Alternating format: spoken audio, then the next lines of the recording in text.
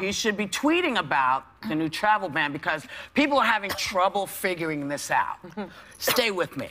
The new guidelines say close family will be allowed in, but the definition is a bit sketchy. Parents and in-laws, yes. Grandparents, no. Sons and daughters-in-law, yes. Brothers and sister-in-law, no.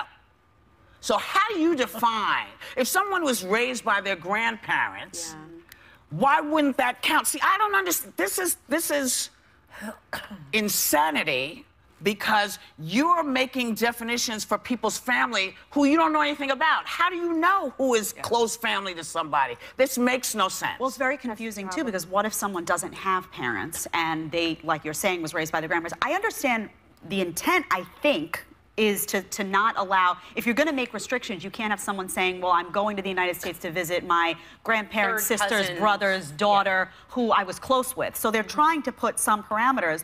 But I also realize what you're saying, that if you look at this, you don't know the dynamics of each individual family. Just because someone has parents may mean maybe they don't have a relationship with their parents at all, but they spent the last, 25 years with their grandparents. So I don't know how this is going to be implemented. And they cut really I'm not sure. close. I mean, like I think they let step siblings, but not half siblings, but not grandparents.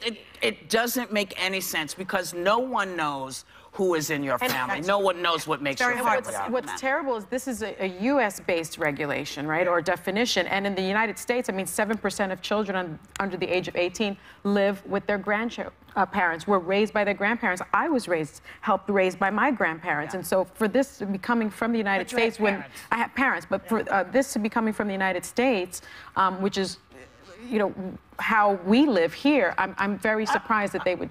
Can I say a word about Canada? Because Canada does something completely different. First of all, they have twice the number of immigrants than we have. And since the 60s, the immigrants in Canada have been let in based on economic grounds. They've been evaluated on age, education, job skills, and their potential contributions to the national workforce, as opposed to race, religion, or ethnicity. As a result of that, half arrive with a college degree.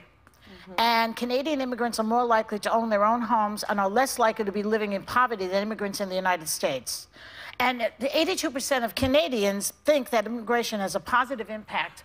Now, that is a different, I'm not saying, that's a strict rule. So they only allow people who are either very smart, very educated, and contribute to Canada. They are fleeing. But what about refugees?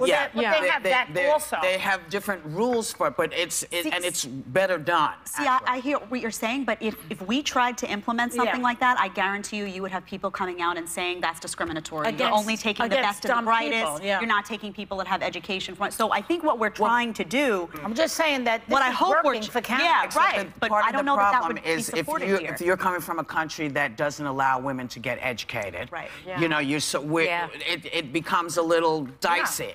So there's a better way to do this. There just is. There's a better way to do it. And as I look at our audience, I know a whole bunch of y'all come from immigrants. Second and third generation. We're all, at the table too. So,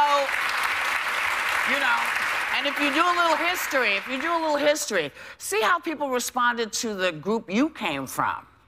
It's gonna shock you when you see they don't want anybody here. They didn't know. They kept saying, if you're Irish, you can't come in. If you're Italian, you can't come in. If you're Greek, you can't come in. Nobody could come in except the people who were here, and the people who were here, they only wanted them over there. Well, and they were kicking them off their homeland. Well, unless they needed you to do a job.